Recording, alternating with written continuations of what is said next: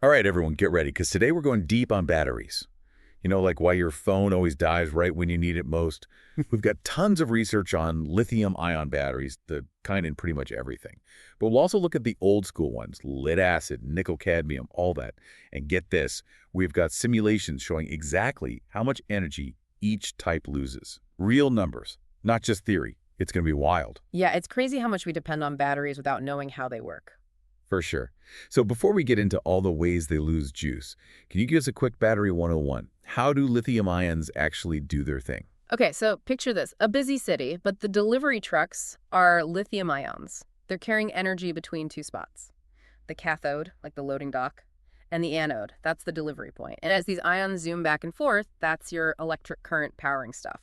Gotcha. So a constant flow of tiny trucks, cool visual. But what are these cathodes and anodes made of? Like what materials? It varies, and that's what makes each battery unique. Cathodes often use lithium cobalt oxide, that's common, or nickel manganese cobalt oxide. There's lithium iron phosphate too. Anodes, usually good old graphite, like in your pencil. Wow, so simple stuff doing complex things. Yeah. But our research shows there's 10 ways these batteries lose energy. 10. Like a battery's worst nightmare. Where do we even start with that mess? Let's kick things off with ohmic losses. You ever notice your phone heating up when you're playing a game? Part of that's ohmic loss. It's resistance inside the battery. Basically like friction, electricity flows, some energy turns into heat, waste. So the battery's fighting itself. Not very efficient. Exactly. And here's the thing, as the battery gets older, resistance increases. It's like it's getting rusty, more energy wasted as heat. This is worse in things like electric cars. They draw a lot of power. Makes sense. Ohmic loss, enemy number one. What's next on our battery draining list? Well, even batteries need a push to get going, right? That's where activation losses come in, the minimum energy to start those chemical reactions, the reactions that let the battery charge and discharge. So, like, pushing a heavy box hard at first, then easier to keep rolling. Perfect analogy. And some batteries need a bigger push. Depends on the temperature, what electrolytes used, even the electrode's structure. Gotcha. So activation loss is like the battery's first hurdle. What about concentration losses? What's going on there? Imagine rush hour, but for lithium ions. When there's tons on one side, they can't move to the other fast enough. Creates a bottleneck, slows down the electricity flow. So like the battery's choking on all those ions. Pretty much. And certain things make it worse. Low temperatures, or if the electrolyte's really thick. Okay, so resistance, a startup problem, now traffic jams. Batteries are sounding rough. What's next on our list of battery woes? Now we're getting into electrochemical losses. Bit more complex, but basically, some reactions inside are irreversible. They use energy, but don't help with charging or discharging. Like a leaky faucet, losing water even when it's off. Exactly. A good example is electrolyte decomposition. That liquid inside breaks down over time, and that uses energy without giving you charge. So even the battery's insides can cause energy loss. And you mentioned a protective layer before. Does that play a part too? Yes, the SEI layer protects the battery, but also adds to the losses. Increases resistance, bit of a trade-off, protection for efficiency. Sounds like you can't win with batteries. All right, number 5, and this one seems obvious, thermal losses. I mean, we all know batteries get warm or even hot when you use them. Right, and that heat is wasted energy. We talked about resistance making heat, but the chemical reactions do too. Even the ions moving around, that rush hour makes a little heat. It's a tiny furnace in there, but is a little warmth that bad? Might seem small, but heat is a battery's worst enemy. Wears them down faster, less efficient, and in extreme cases, safety issues. Managing heat is huge for battery designers. Wow, never thought heat was such a big deal.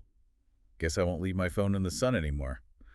Next up, we've got chemical degradation losses. Is that like the battery getting old and wrinkly? Exactly. Over time, the materials break down, electrolyte degrades, electrodes can't hold a charge as well, like rusting from the inside out. So even if we stopped all the other losses, batteries are still going to age and lose capacity. Sadly, yes, it's natural, like us. But high temperatures make it happen way faster, of course. Heat's the bad guy again. Any way to slow it down? Researchers are working on new materials and ways to use batteries, trying to make them last longer, withstand those chemical changes. It's a hot area of research, no pun intended. Glad to hear it.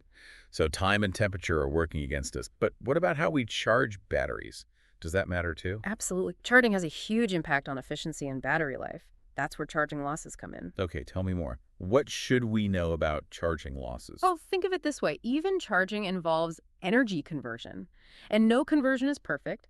Some energy always gets lost as heat. So even being super careful, some energy's lost just by charging. Exactly. And things like fast charging, yeah, it's convenient, but they make more heat, more losses, like stuffing too much in a fridge. Things get messy. Some stuff might even go bad. So slower charging is better. Like slow and steady wins the race. You got it.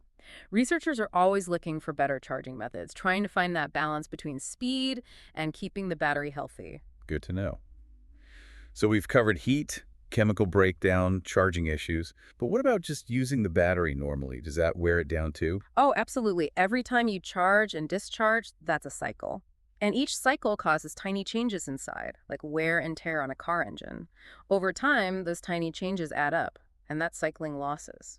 So even with no other losses, a battery's lifespan is limited by how much it's used. That's right. It's just how battery chemistry works. More cycles, more those internal parts degrade, more resistance, less capacity.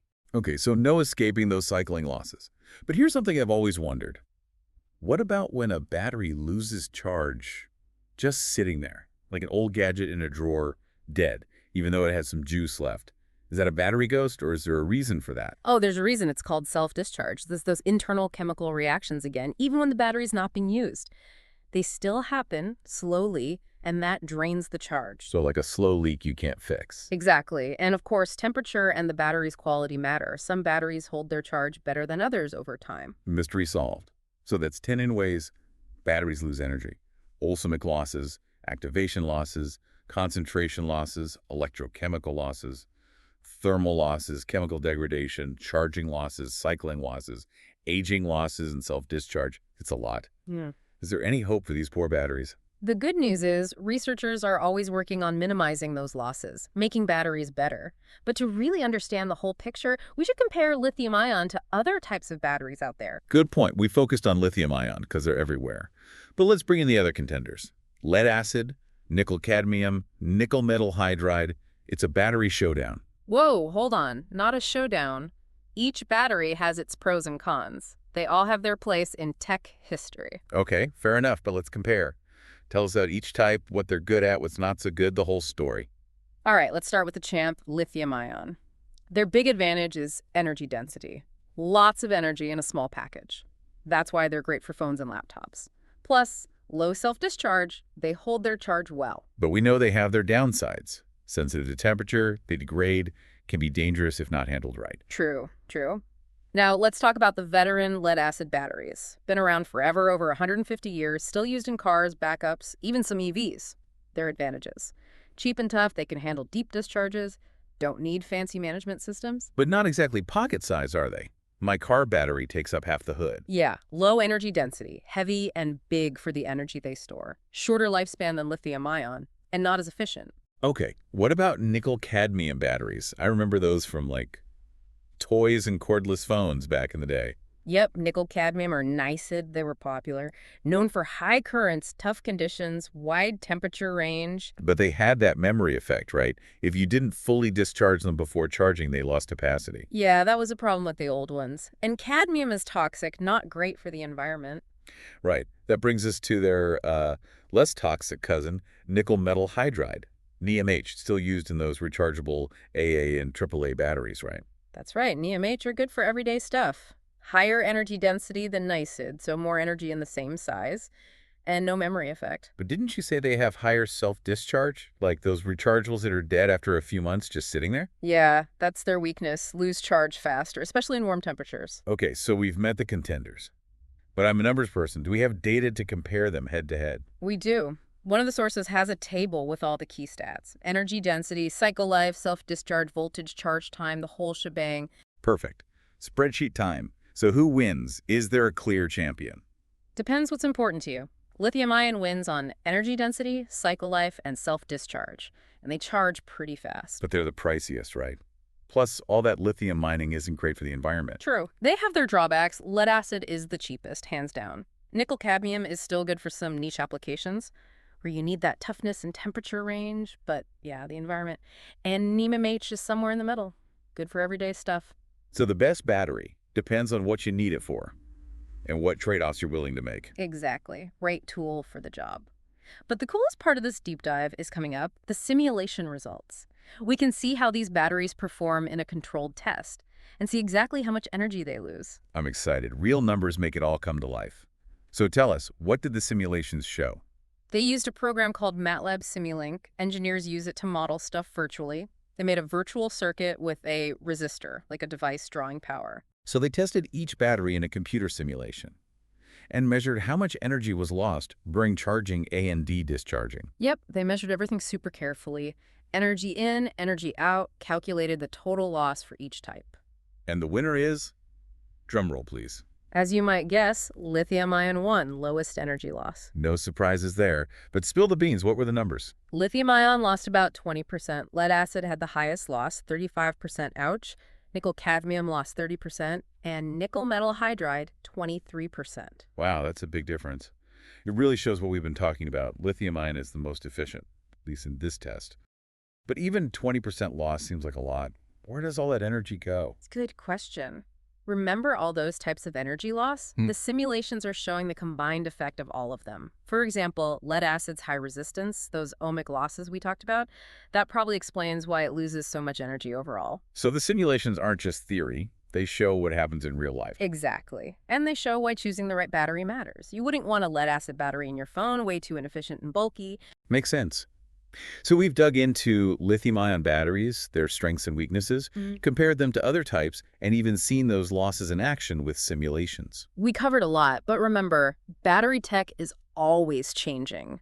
What we see today is just a snapshot. True. We've talked about the present, but the future of batteries is exciting.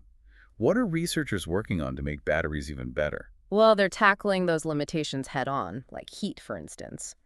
Exploring new materials and cooling systems to keep things, under control, prevent all that degradation we talked about. So like giving those tiny battery furnaces their own AC units. Exactly. And then they're sourcing lithium. It's not exactly easy to come by, so scientists are looking at alternatives, materials that are more abundant, more sustainable, the whole package. Like finding the holy grail of battery materials, right? Yeah. Powerful, cheap, and good for the planet. That's a tall order. For sure. And we can't forget charging. That's a big one. Faster, more efficient methods are being developed all the time.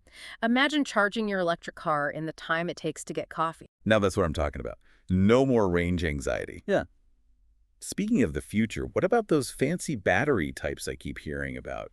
Solid state, lithium sulfur, are those just hype or is there something real there? There's definitely a lot of buzz, and for good reason. Solid-state batteries, for example, could be a game changer. Higher energy density, safer too, because they don't use those flammable liquid electrolytes. So like the superhero of batteries, more power, less risk. Exactly. Then you have lithium sulfur, potentially way more energy storage. Huge for things like electric vehicles and grid storage. It sounds like the future is bright for batteries. But we can't forget about the environment. What's being done to make all this innovation more sustainable? Sustainability is a big focus for researchers. Recycling is getting better, recovering valuable materials from old batteries. Plus, there's a push for closed-loop manufacturing, less waste, smaller environmental impact. So it's not just about better batteries, but making them in a better way. I like that, a holistic approach. Exactly. It's all about finding the right balance. Performance, sustainability, cost. It's a challenge, but an exciting one. Well, folks, you've officially graduated from Battery Bootcamp. We've covered a lot today, from those tiny lithium ions to the future of energy storage. We saw how energy gets lost, compared different battery types, even got a glimpse of how researchers are pushing the boundaries. But before we go, we have a challenge for you. Imagine you're a battery engineer with unlimited resources, no limits. What 3 features would your dream battery have? Think big. We want to hear your ideas. Share them on our website. Let's keep this conversation going. Thanks for joining us on this deep dive into the world of batteries. Until next time, stay charged up.